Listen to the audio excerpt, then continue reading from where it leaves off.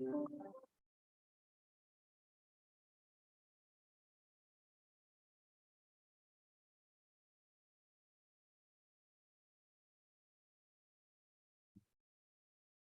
see people are slowly joining. Yes, good.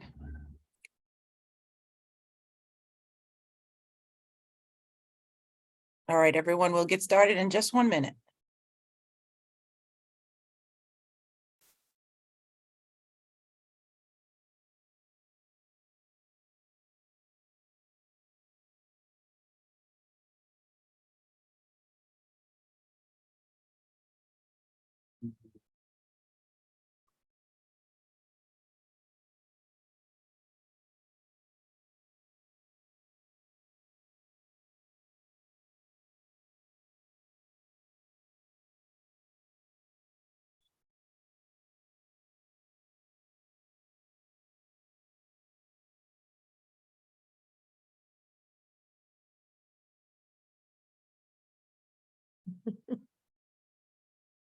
Someone is walking and listening. I like that. That's serious.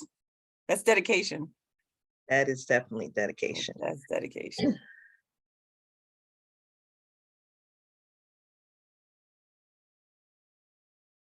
So will we give it maybe 2 more minutes? Sure. Yeah, let's give it another 2 minutes.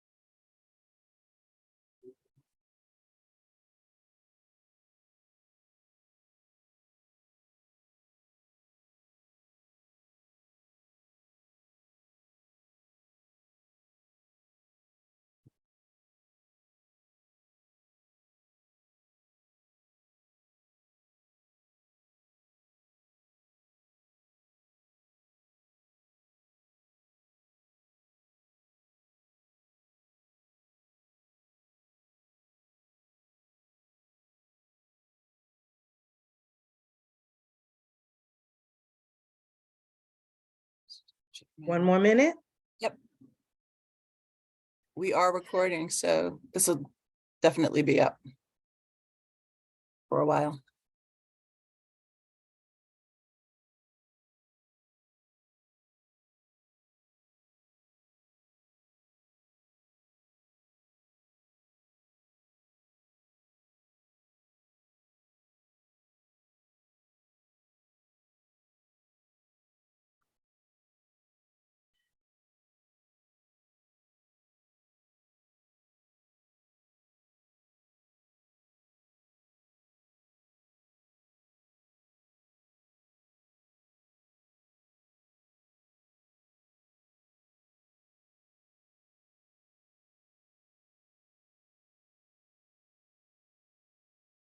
So do we want to start our welcome? Give me 1 more second. 1 more second. Just checking and let's see what's going on here. Okay. There we go. Not sure what's going on with the Eventbrite. Made me a little worried there. I know I'm not crazy. There we go. Okay, I'm sorry, ladies. We're just gonna have to give it another minute or so. We've got what's coming on.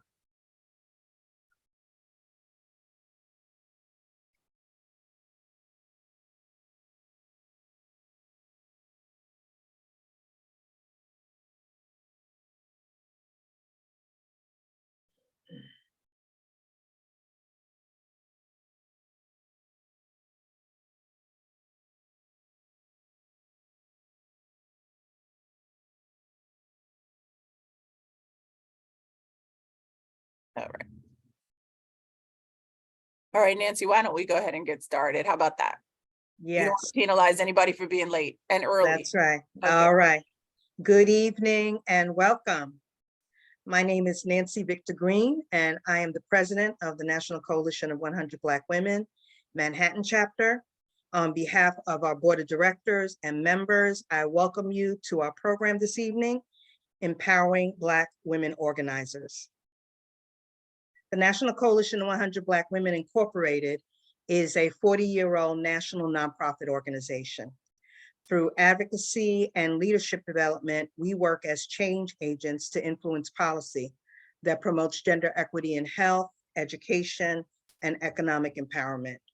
We believe through our efforts, we will fulfill our vision of seeing Black women and girls living in a world where socioeconomic inequity does not exist. I thank Community Voices Heard for partnering with us for this important program. This evening, we will discuss the urgent need to recruit, train, and develop the next pipeline of organizers of color.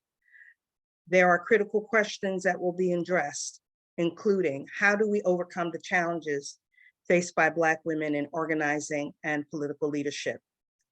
How do we encourage more Black women to run for political office and take on leadership roles in their communities?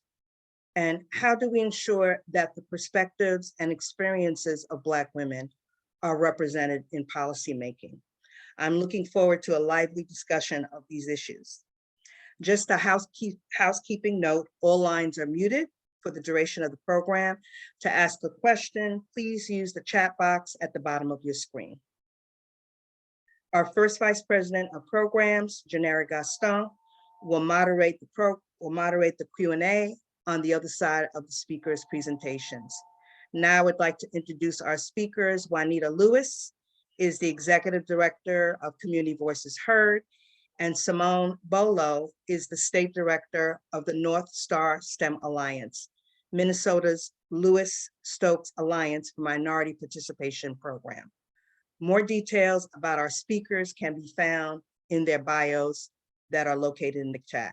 We will now start our program with our presentations. Thank you, and I'd like to introduce Juanita Lewis.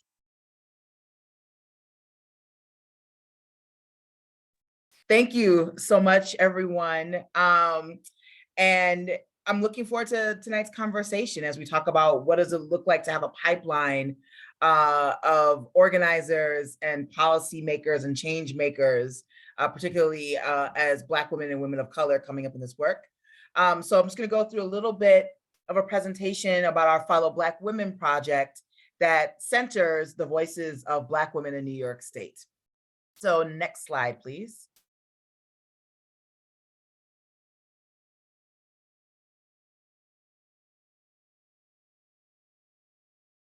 So just to give a little bit of background, Community Voices Heard is the largest Black-led organizing institution in New York State.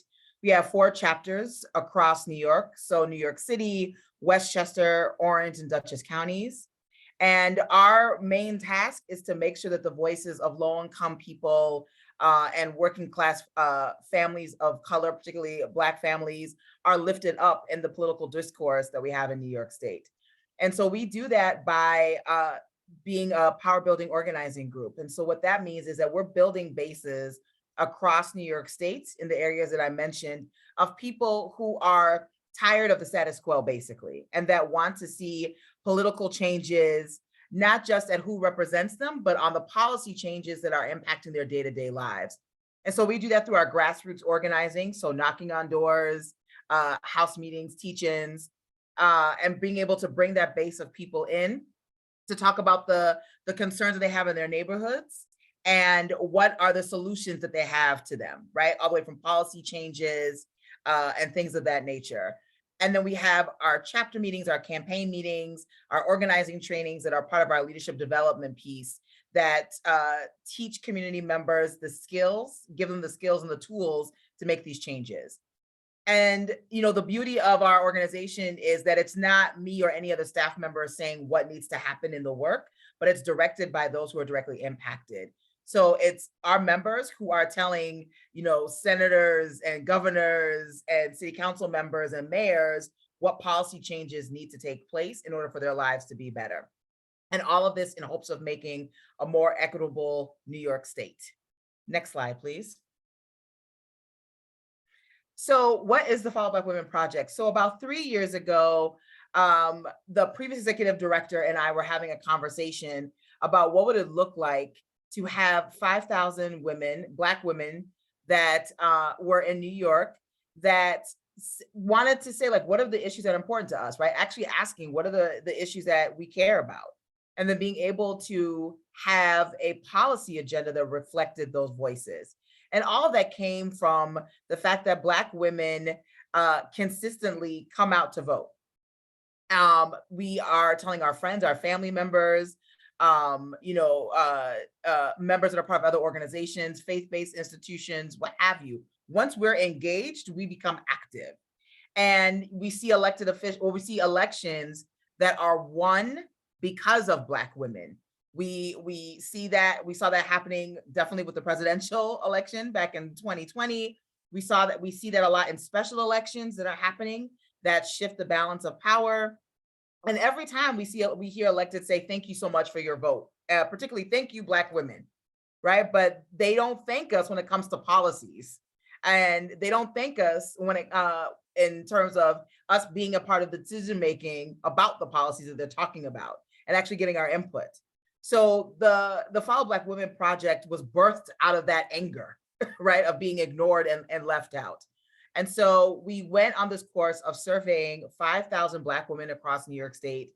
So like I said earlier, asking about issues of importance to be able to create a policy agenda, but it's also an opportunity to create the pipeline of the next leaders, whether it's organizers and policymakers that we're going to be advocating for these policy changes. And next slide, please. And the other part of that's, like I was saying, surveying women, being able to build bases across the states. So looking at the map of New York and seeing where Black women are and hearing the voices and being able to have this big network of Black women now that have been engaged and moved because of the questions that they've been asked. And then, like I said, being able to have that pipeline of organizers and policymakers through our Follow Black Women Fellowship program that we would be starting within the next year or so. Next slide, please. So just to show just some key moments in our Follow Black Women work. So we launched the survey back in 2019, where we had a meeting with Senator Gillibrand in a room with 100 Black women. So this was right before the pandemic. And we were lifting up some of the things that we were hearing in the survey. So she was taking questions from a room of Black women. And then in 2020, right, December, we're at the height of the pandemic. We had a virtual town hall with now Majority Leader Chuck Schumer and talked about issues that were coming up from our survey. And again, centering the voices of Black women. So we talked about staffing, we talked about healthcare disparities, we talked about housing and wages. And he committed in that meeting to a couple of things. One, he knows that he literally said to us, I know that I need to listen to Black women. So let me not talk over Black women, basically, right? So he's like, I'm gonna be quiet. I'm gonna let Black women talk and tell me what I need to do. And then the other piece is that he committed to holding congressional hearings based on our findings to have this be part of a larger conversation about federal policy. So then in February of 2021, there was a big mayoral race in New York City. And so we were able to have over 500 Black women on a Zoom with all the mayoral candidates, again, asking them questions that were directly important to Black women. And we took a little bit of a pause. We retooled the survey and wanted to relaunch it. So we did that with our Friendsgiving back in 2021, where we relaunched the survey. And then from that, we had a series of Follow Black Women voter education town halls centered around the main issues that were coming up from the survey. So back in June, you'd see a picture here from our housing panel. We had one on health and we had one on education. Then in 2022, last year, we relaunched phase 2 of the survey, because phase 1 allowed us to get information from a little over 2,300 women about some of the top issues. And then we wanted to take another look at going even deeper, right, from the issues. So what specifically around housing is important to Black women? What specifically around education is important? And we're going to get into that in the next couple of slides. So we launched that back in September of last year. November was our sister circle, right? Where again, and this was held in Staten Island, having Black women come together and just talk about the survey and how this, what does it mean to lead a political life as a Black woman, right? And centered around some of these issues, some of the barriers and things of that.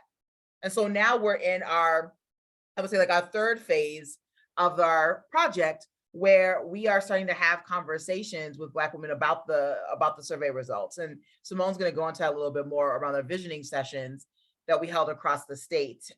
We held the sessions in New York City, Westchester, Buffalo, and Albany. And just really had an opportunity to have Black women in the space to not only just share the findings, but to have an opportunity for Black women to dream and vision about what a different kind of world they'd want to have. And so now, moving on from the visioning sessions, we're going deeper into the data and starting to set up what we're calling our advisory group or our leadership team that's going to help us put together the policy agenda. So once we get even more information back from the surveys, we're going to bring Black women together to be a part of this advisory group and start to work through policy proposals, right, on housing, employment, education, and healthcare. Next slide, please.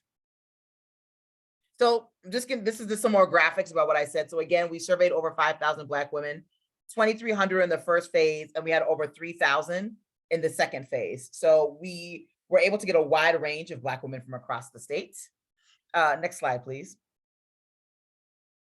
Next slide. Yep. And so just some demographics. So largely from the grouping of women that took the survey, Black women are a highly educated group, right? You see a large percentage of us have bachelor's degrees or advanced degrees. And then the age group of people that took the survey, high percentage of women from like 45 to 59. But then we see the under 25s being about 11%. So we saw an opportunity there to engage women that were under the age of 25. Next slide, please.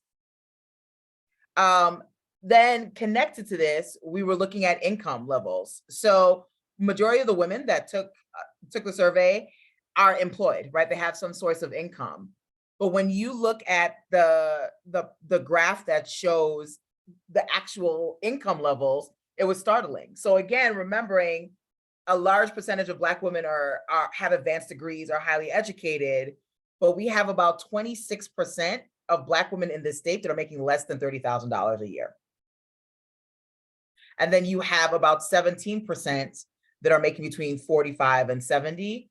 And then clearly a small percentage making 200,000. So what screamed out to us around this is that when we're talking about pay equity, there's already a huge income gap, right? And we're talking about income inequality or wage gap. And the amount of money that Black women are making does not equal their education level. So when we're talking about student debt, you took out loans to get those degrees, but you're not being paid enough to even pay back the loans, right? Let alone take care of your families, pay rent or your mortgage, what have you. So that was a big, not a surprise. It was shocking to see the numbers, but not a surprise. So as we're thinking about the fights around pay equity or living wage, there's the racial piece that's missing along with the gender. Next slide, please. So the top issues that were coming out of the survey from our first phase were education, housing, and healthcare. And then income inequality or just making sure you have enough money to pay your bills was fourth. But we saw that running through all of that. Next slide, please. So like I was saying, in phase two, we took a deeper dive from what we learned in the first phase. Next slide, please. 73% say that in terms of education, having free skills training for educating high school seniors is of utmost importance. 70% are saying student loan forgiveness. And then 69% are saying more scholarships for advanced degrees and professional licenses as extremely important. Next slide, please. And then one other piece of information that came out of here for healthcare, not healthcare, excuse me, another piece around education was making sure that school age children were ready, right? So the preparedness level was critical.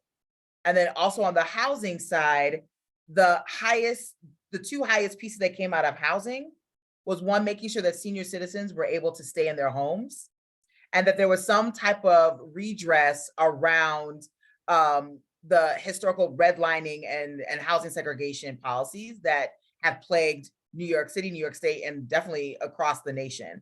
So different types of programs or opportunities to have some type of redress with that, right? To repair some of the damage that was done with that, because that was definitely a way of holding back wealth in particularly Black communities. So some of the next steps coming from the survey is to do our policy visioning tour, which is one of the things that we did, and Simone will talk about that. Then bring people together, as I said before, to form our advisory team to put together the policy agenda.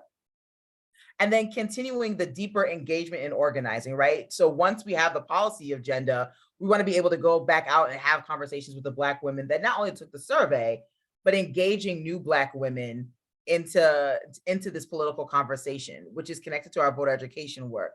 That it's not being directed by who is running for office, but it's being directed on what are the things that need to be addressed for anyone who's running for office. What are the issues that are of importance, right? And being able to have conversations about that. And being able to welcome women into a space to, how would I say this, take down some of the barriers around understanding the policies and how to engage in political life. So definitely stay tuned. You see the QR code and we can definitely send out more information, but stay tuned to next steps around the survey. So I'm actually going to turn it over to Simone to talk a little bit more about our visioning sessions and some of the data.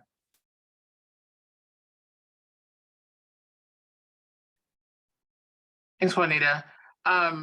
Just to follow up a few things that Juanita shared is that one of the things that's, and I'm helping her in her work to support this Follow Black Women project, is that a lot of the data that has been shared aligns with data nationally. One point being that Black women are one of the most educated groups in America.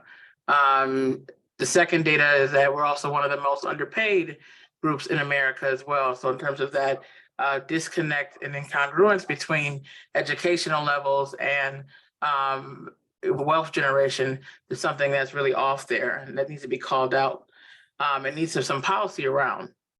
So what we had done after the second phase of surveying is we launched this piece around engagement. And so it's really about how do we bring Black women into a space together to look at the data and say that we already know you all know this. We're not telling you anything new. But what I'm finding in my own research and why I came onto this project is we are a group that is underutilized in terms of data collection. No one is asking us questions. No one is collecting data from us. No one is asking us to tell us our stories in order to drive the national conversations or agendas. No one's talking to us. But what we do know, and I see this quite often, even in my academic work, is that when we do ask Black women for anything, they show up, they respond, they engage.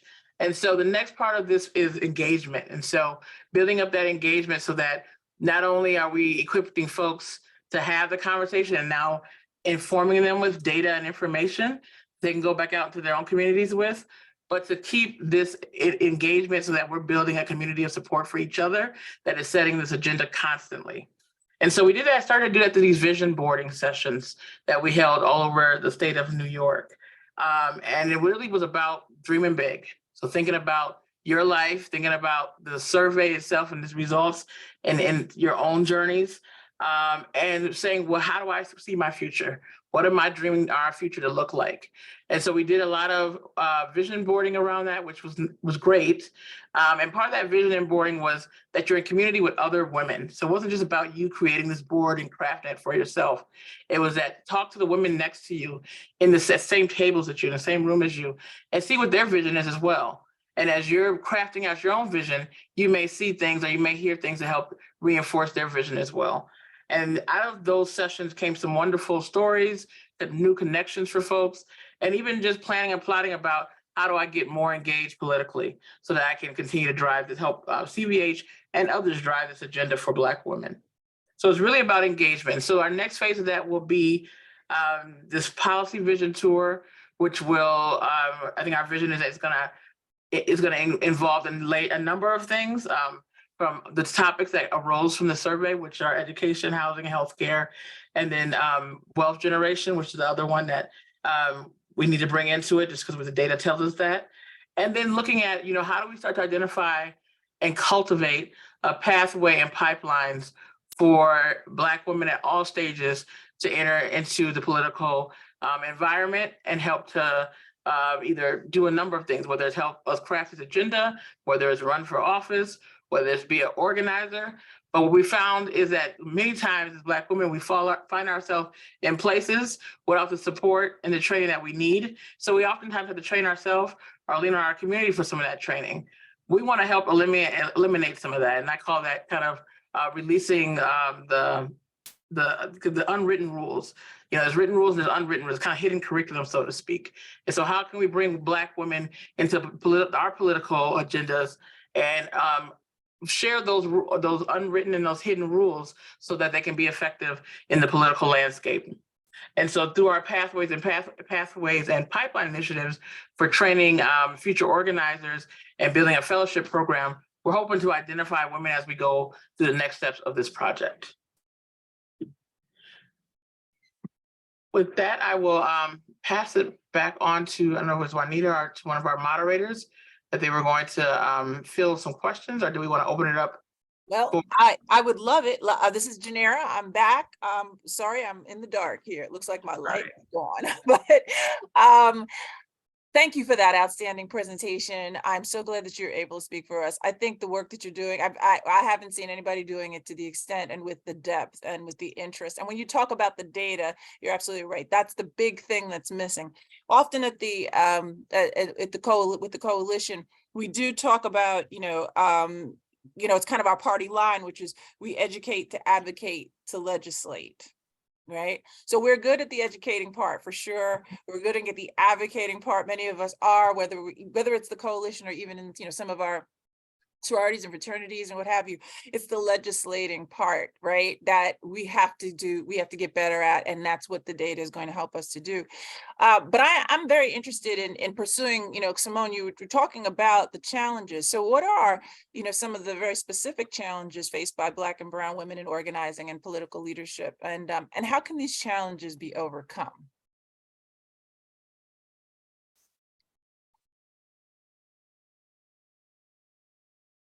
Anybody want to take that?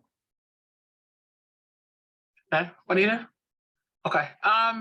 So I kind of was leaning into this question as I was finishing my comments, is that, we need to see ourselves in these spaces. And so how do we continue? We've made some progress, but we have a ways to go. And so having more women at every step of the way. And so not just the ones that are being elected, but the ones behind the scenes doing the work, the ones that are fundraising to get folks into places, the ones that are walking folks to the polls, is that we need to be visible at all stages of that process of political leadership. I think also hearing from those who have, actually navigated that space and been successful. So how do we start to share some of those stories?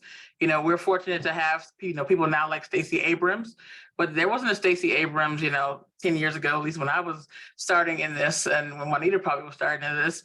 So we have wonderful examples now. How can we continue to leverage their stories and their pathways? What Stacey's done for us is she's writing. And so if some of us are in this space, how do we continue to disseminate information? Again, giving the keys kind of to the key, tips and the hidden curriculum, tearing that apart. How do you navigate this? How do you interact with people politically? How do you make the right partnerships?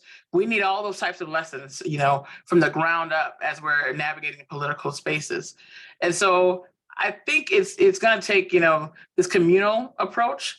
But again, seeing women at all stages, Black women particularly, at all stages of this progression of political life, we need to make that more visible, and we need to be louder, and we need to document it and share it continuously within that network, so that it isn't a mystery. Demystify the process.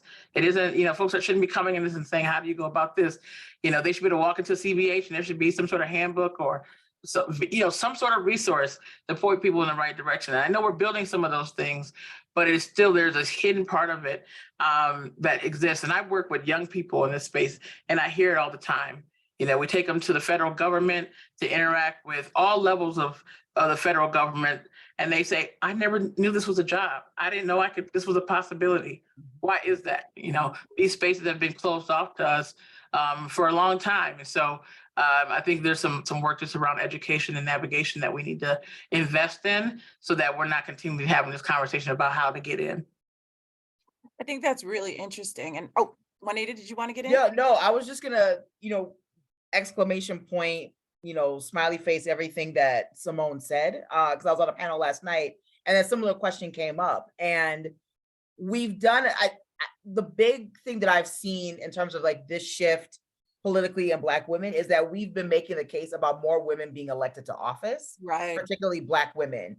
And now right, the conversation is like, well, it's not just enough to have Black women in office, because if you don't have the staff, you don't have the infrastructure that looks like them, supporting them and bringing community members into the space, then then the changes are minimal, right?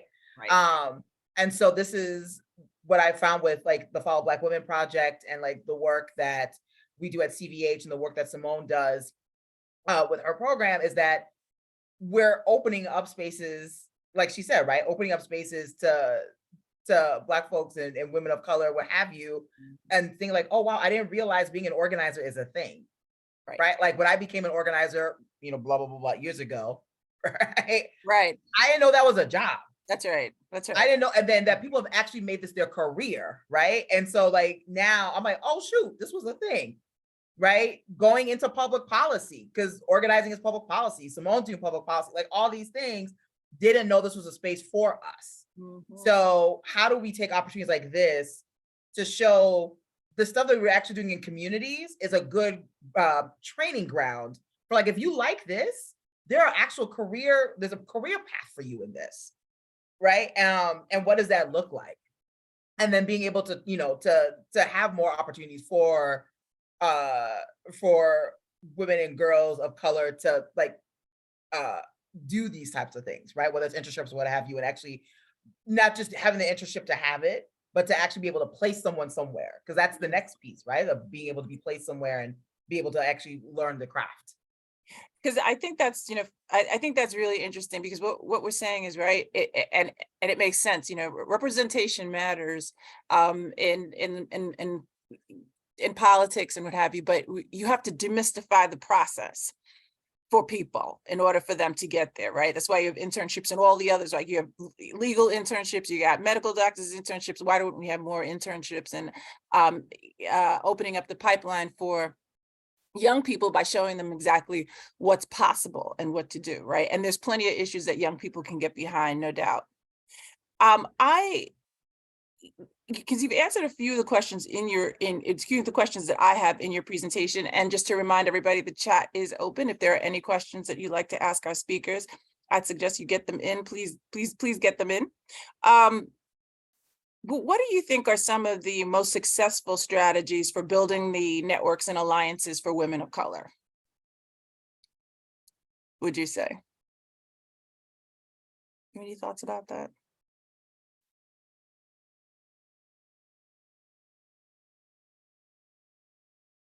I'm thinking, and I'm wondering, because a lot of the work, so I'll just say, like with CVH, we're a part of some other like national organizing groups. Yeah. And so like for us in terms of that, because some of these groups have already been established, Yeah. it's good to meet other organizations from across the country that are doing similar work, similar struggles, and then you share experiences, best practices. You even get to like at least when I was coming up, we were able to do exchanges, right? So I would go to another state, someone else would come up to New York and learn some of that work. And it's like being able to replicate that in other spaces, Spaces. right? Mhm. Yeah, it's really being able to replicate that in other spaces. What does that look like? Who are these opportunities open to? Mhm. Because again, I think in organizing networks, it's mixed in terms of like who's being advertised to or encouraged to apply. But I think I'm going to kick this one over to Simone because she definitely came from a network of doing work around that and has seen some other examples possibly. Yeah, I was thinking about some of the examples that I've seen, and it's, there are professional societies, and some of them do focus on inclusion and equity. And those networks typically are pretty like they're heavily resourced. And so I think resources are important in building alliances and networks, but they're also, bringing people together around some sort of commonality, whether it's issues, political issues, or a change they want to see or agenda they want to set. And so I think, what Follow Black Women, kind of going back to that idea, is trying to position yourself to create those alliances and networks because we've realized they don't really exist, in some forms for us politically. They may exist in other ways for Black women. And it may be using a model like that already exists, whether it's different types of associations, or even I think about Greek life, and that how those folks are organized beyond just the once folks receive their degree. It's taking some of those things that we already know that keeps us, grounded and in a communal environment, and now making that applicable in this kind of political environment as well. Because we know what to do. It's just we have to translate it to the cause. And so I think we already have some of those strategies and we built those networks. It's now again saying, even within these pre-existing structures, how do we bring some of that political agenda in?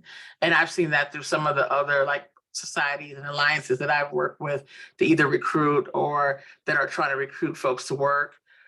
Is that those networks, and then you go on beyond your network, so that we don't just stay within your immediate, and then that helps to build those alliances. So I think for me, the answer is we know we have the tools and know what to do. It's a matter of like extension and integrating more into the work that a lot of these organizations are already doing in terms of organizing. And it may be, partnering with like a CVH to say, come in and do a training on how to, create an action or how do you do some campaigning, so that's part of the facet of the work that the organization is doing. Those are some of my initial thoughts around that. That's great. And that kind of makes me think about, just discussion of the pipeline, how we create the pipeline. We demystify it. We make sure we have our networks.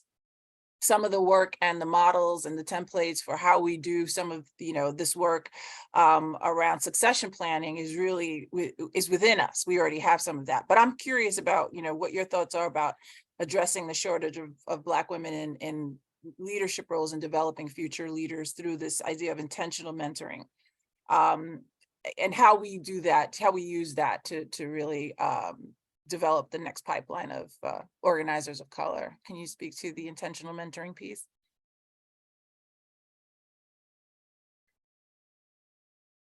So I think one of the things that's exciting about this project, right, and that there's a very clear piece around intentionality around like the development of the next population, if you will, of organizers, right? Mm-hmm. And that, because I've seen so many projects where it's just like, okay, we're just gonna get these surveys collected and that's it, and there's never And then the engagement is very limited. It's only towards the eye of, we want to collect so many surveys, we want to get this number. Sure. But not thinking about, oh, how are we actually training other people to do this, right? It's done on a one-off, and it's not thought of as a whole pie.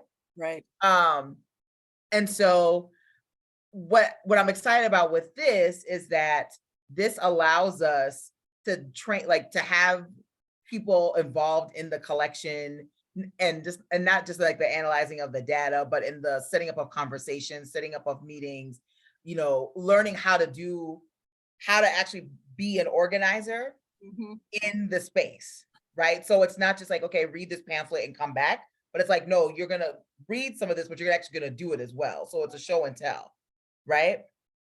And so it allows us to have, to start thinking about, well, who are the people who were really engaged, right? Like there's a spark in them. And then my organizer brain is like, I want to set up what we call one-to-one relational meetings. Like I want to set up a meeting with them. I want to learn more about who they are and like, why do they care about this? And, what's a vision that they see for themselves?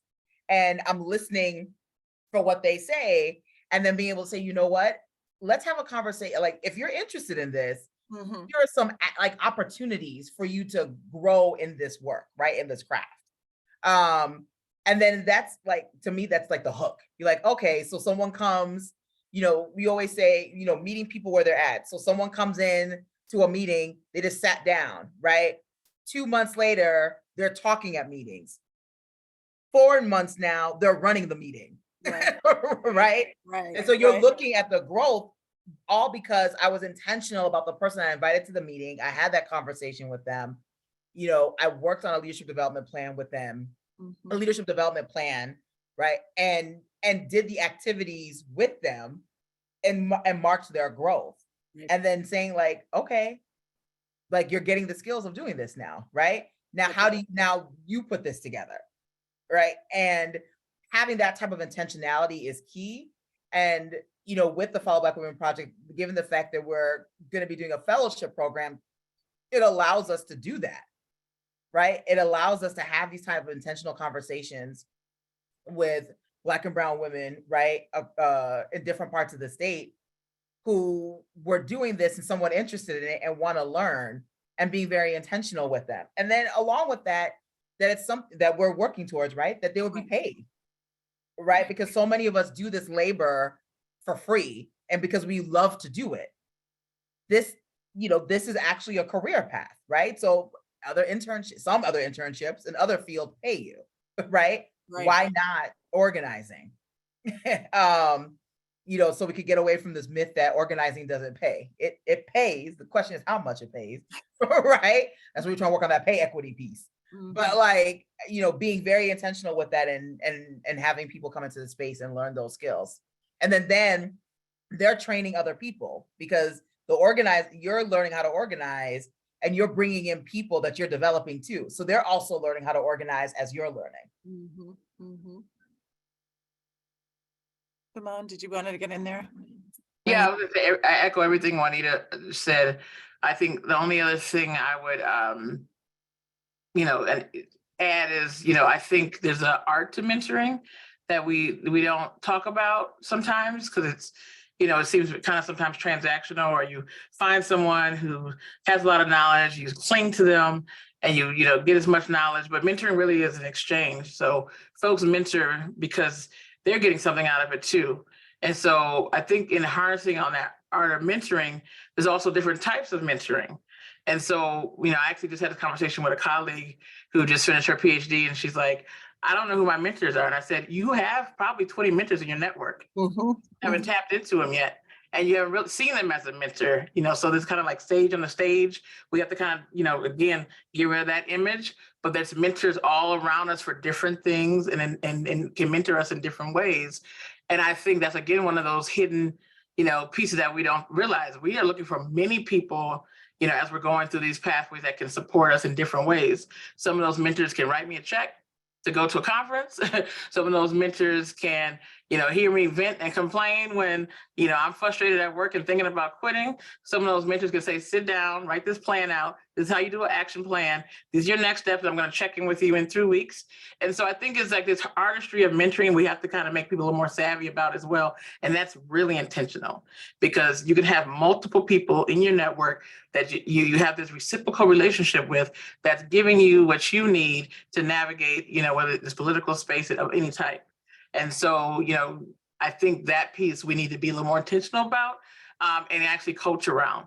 And I call it my personal board of directors, and folks call it different things. Is that your board of directors, and you have, your treasurer, your secretary, you have your chair, and these people have different roles for different reasons, and that can be applicable to your professional life in political. And you need to have it, especially in the political realm, because it's so network driven. And I see this with my cohorts. We have cohorts that go through our program, and 20 years out, they've been in this program. Those cohorts are still strong. Those cohorts are the ones giving folks their next jobs, or pointing them in the right direction for different types of opportunities in the political realm.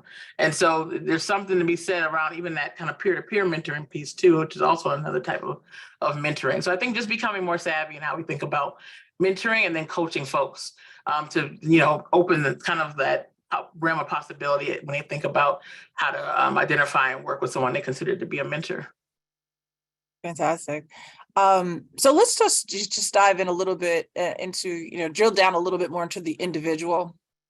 And one of the in one of our conversations in preparing for this, we talked about some of the greats, some of the great leaders, right? The Fannie Lou Hamers, the Barbara Jordans, the Shirley Chisholms, and each of them had, there's very specific skills, qualities, and knowledge, skill, and ability, right? That made them who they were. Very different, each one of them, but fearless, all of them. And I'm thinking my question, is more when you think about your own your path here and your journey here. What were the essential qualities and skills and strategies that you think kind of did this for you? And is there anything different from what maybe they had, or what women need now in order to do this work? You say that one more time? I'm sorry, I missed that last piece. You want me to say that again? Oh my No, God. sorry, just that last piece. No, Just that last piece. No, I guess the question is, when you think about your own knowledge, skill, and ability, is it different? Is there something different? What do we need? What do we need? And is there anything different that we need from what, the greats had? Anything new and improved that we'll need? Ooh, that's a good question. I mean, Great question. That's a really good question. I mean, the other piece is, well, not the other piece. So the through line with all of these women is that they had a great love of people, right? There was a commitment to seeing the conditions of Black folks and other marginalized groups improved, and fought for that, right? In all their different ways. There definitely was a love of justice, right? And equity that they were bringing out in their work. And there was a clarity and a realization that it was going to take a long time, that it was not instant gratification. Okay. Yep. And I would say that, doing this work now for almost 2 decades, those things are necessary, right? The love of people, the love of justice, I'll add they also had the anger of what was happening and the discomfort they were feeling around the inequity and wanting to move to action. That's right. But the thing that we just need to add in now is that the conditions are different today, different but similar. Right? There were all these gains now because of all the work that these women did. And now we're seeing how we are literally holding on by our fingernails to keep what was fought for. So how do we still fight for that along with the other things that we have going on, right? Whether it's responsibilities at home, at work, all these different things. Again, not so different from when these women were doing this, but it's just a different context now, right? Because of the gains that we did have, but we're still fighting. We're fighting to keep what was gained. And then looking at technology. Technology is vastly different, right? How we engage with each other, how we meet each other, how we continue to see each other, all those, that's a piece now that has changed the game. Because you had to be in person to meet people back then. Now we got Zoom. Right. That's right. Yep. Right. And COVID really did a number on us because now people are used to being isolated. So now it takes a couple of extra things to get people to come out. Mhm. Right. Whereas that it took a little work, but not as much now. That's right. Simone, did you want to? Yeah, such a great question. I'm gonna have to reflect on that one for a little bit, but I echo again everything Juanita said. I think said beautifully. I think only with the technology piece, I wrote down distractions. We have a lot more, whether they're intentional distractions that are being put in front of us, or the ones that we choose ourselves.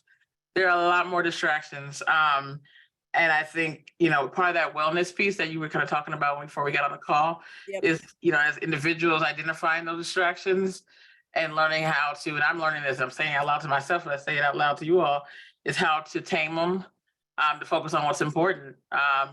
And so, that's something I have a challenge with every day.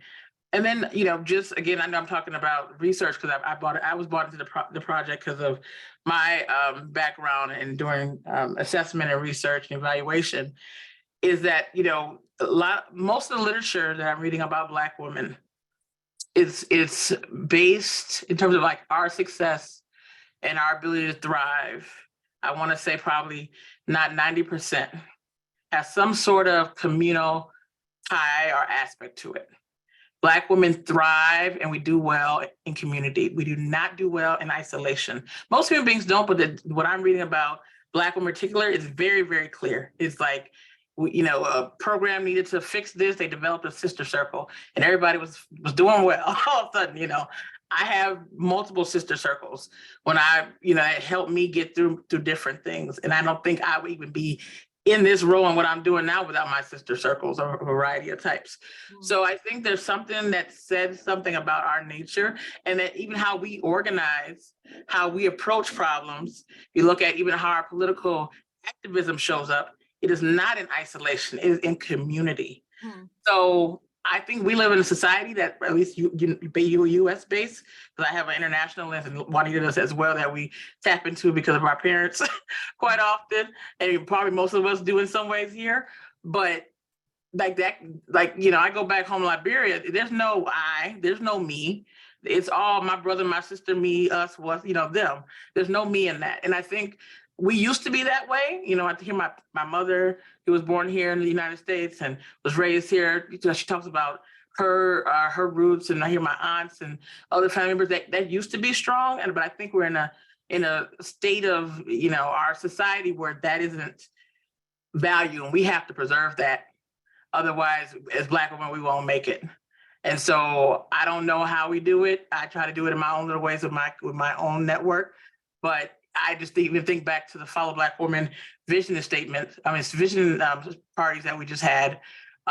And it was so powerful, having a room in Harlem full of Black women talking about how they see the future, how they dream about the future. You can never do that over Zoom. You can never do that with you sitting in a room by yourself. And it left everybody walked out of that room energized and ready to go on to the next thing and asking, what do we do? What's next? What's coming next? Yeah. So whether the group was big, whether the group was small, same outcome at the end of it. So however we get back to that, I'm all ears and I'm willing to be part of a conversation, but we have to find a way as Black women to keep that close, because I think that's really our secret sauce, is that we do things as a collective, and that keeps us strong and that keeps us thriving. That's fantastic. I love that. And I just want to add, add on to that, because when the pandemic hit, like right before the pandemic, we were doing our sister circles, and the same magic that was happening in those rooms happened again when we did the visioning sessions, right? Black women were coming together. We were just using the the survey as an entry point, right? And then it just went off in all different directions. I was like, whoa. Oh, again, the organizer me is like, well, we got to fill out these surveys though, right? Yes. But the beauty of those conversations is like, it might have started out around the survey, but then it went off in different directions that made sense and made us. Yes. That it's like, okay, this also informed, I mean, we knew this, right? The communal aspects, like anything we do, it can't just be like, just collect this thing, but how are we bringing community together? Because that's how we are. And so one of the things that we're thinking about as we continue, continuing the project is how we're replicating those moments, right? Because it's not, it might not be a visioning session. It might be, something in person about the issue area of importance, and then some other layer, but like something that's bringing us together to talk, to fellowship, and then to laugh. And like the amount of laughter that came out of those sessions was amazing, right? So transparency, like I've known Simone for a long time, and we are both workaholics. And when she came to New York and did that visioning session, she literally was still texting me a week later about, she's like, oh my God, this is just great. This was just energizing. This is the best thing ever. She's like, I just want to do this all day. Right. And I said, well, that's why you're part of the project. That's why we get to do all this. Yeah. So it's just having all those moments. And they were energizing for me and our other staff too. They were part of it. It's just fun. And just having those opportunities more. I went to the one in Westchester and I still have my vision board right here. I keep it where I can see it. And and that's how I came to, fall in love with you both and want you to come and speak to us. But we did have a question in the chat. I'm sorry, Vanita, did you want to get in there with this? Yes, sure. So we do have a question. Question is asked by Kim, and I think there is a two-part question. Does mentoring also include financial literacy and understanding how we grow our financial power as Black women? That's the first question. And the second is, did the employment stats include business owners?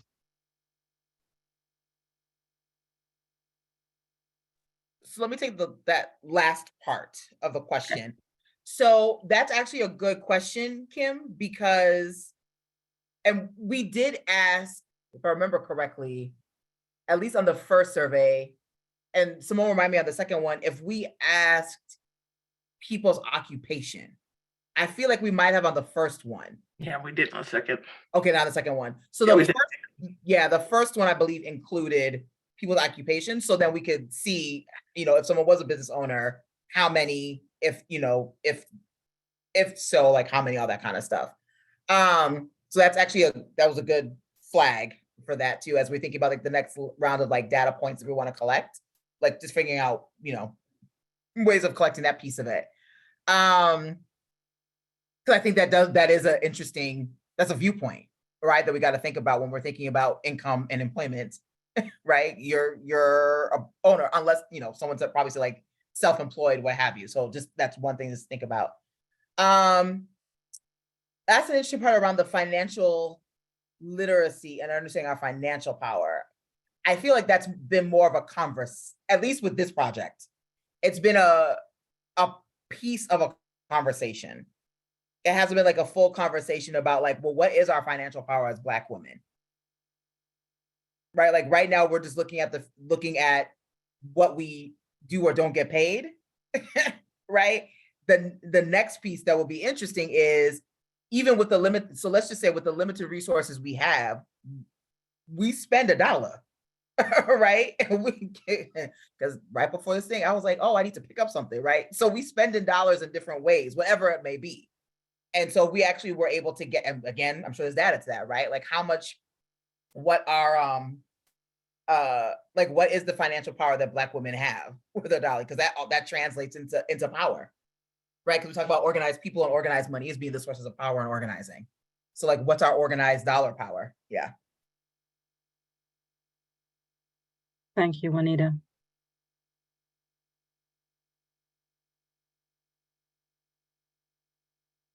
All right. I mean, I'm sorry, Janera, can I ask a quick question?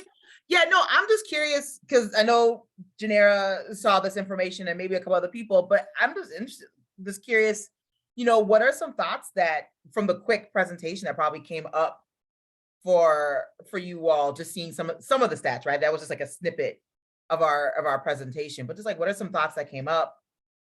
Any aha moments, any other questions? Yeah.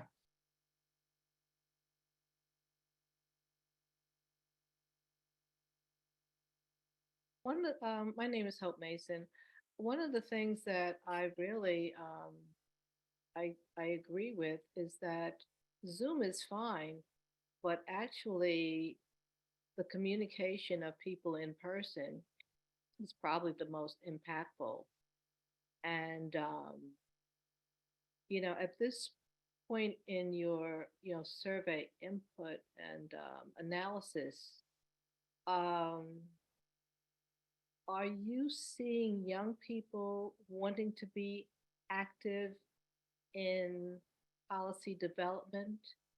Are you seeing older people wanting to be active in policy development? Um, because this is an area that is uh, very critical to all elements of our society, and people who pursue this, these are people who are looking, who understand power, and it's all about power. And the data is fine. The data is very useful when you're making your specific points, but we have to be in the room in order to have that power, the power of our voices taken seriously, and in shaping the legislation that we'd like to see. Most of legislations or these negotiations, they happen at times when we're sleeping. And we, access to legislators who see you as a resource, who call you at 2 a.m. in the morning or 3 a.m. in the morning to get the specific wording into certain legislations, is a very, very important. So I'm asking about the interests of the various groups that you've broken down, and which group seems the most active in terms of this policy development, and also, understanding when is it that we can make our voices heard. It is at the 2 and the 3 o'clock in the morning. So, your organizations that you represent, you have the access, and how are you using it?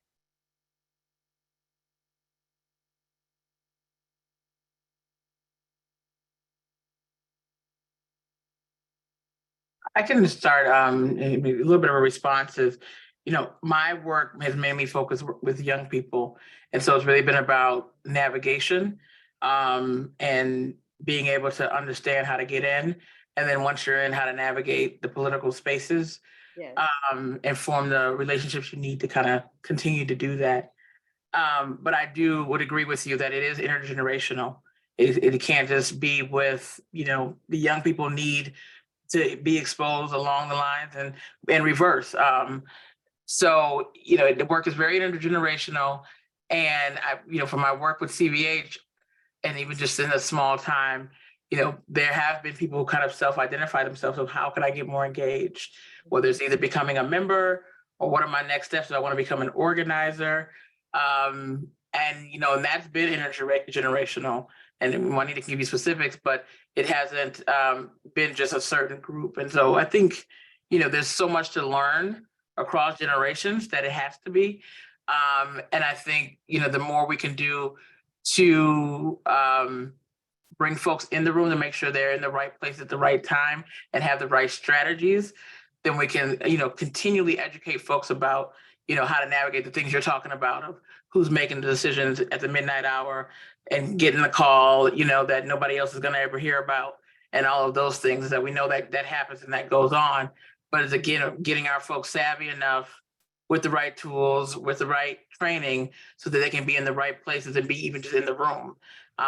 You know, so to be able to respond and engage in those ways that are going to be important to set the agenda and set the policies that we need to be put forth, or even stop the ones that don't need to be put forth, right? Exactly. But it's a little bit of all of that. I am very encouraged by the presentation that I heard tonight. Your organizations seem more like a natural fit for our organization, which is an advocacy group. And so I'm glad that Janera went to, one of your visioning sessions. And hopefully we can collaborate. I'd like to follow up and find out more about, what you're doing and maybe being a part of your visioning groups in the future. Yeah, no, that'll be great. And I mean, Janera definitely has our information. And then on the end of the slide deck, there was like the QR code, but I can definitely just drop my information in the chat as well. And I'm sure there are going to be more conversations about how the two groups collaborate, even more. And I think there's some things in the works. So definitely looking forward to that. Absolutely. And with that, we are over time. I did want to get in this last comment about, as we were talking about your well-being, but I'll just leave you with, and I was saying that this is in the signature line of Simone's email, and it is the Audre Lorde quote, "Caring for myself is not self-indulgence, it's self-preservation. And that is an act of political warfare." And I think that, right, I think that that's the final thing that we definitely want people to take away here, is that we do a lot of work. Black women are always doing the work, okay? And there's a lot more to do, but we have to take care of ourselves too. It's imperative. And so let's make that the first act of political warfare, is to take care of ourselves. Thank you so much. Yes, you'll be hearing more about us and our collaboration with CVH. Thank you, Juanita and Simone, for being with us. It's fantastic. If you can get to a vision board session with them, do it. It'll be a good use of your time. Thank you, everyone. Have a good night, and thanks for coming. We'll see you next time. Thanks. Take care. Thank you. Thank you, Have a good everyone, night. and good night. Thank you. Bye-bye.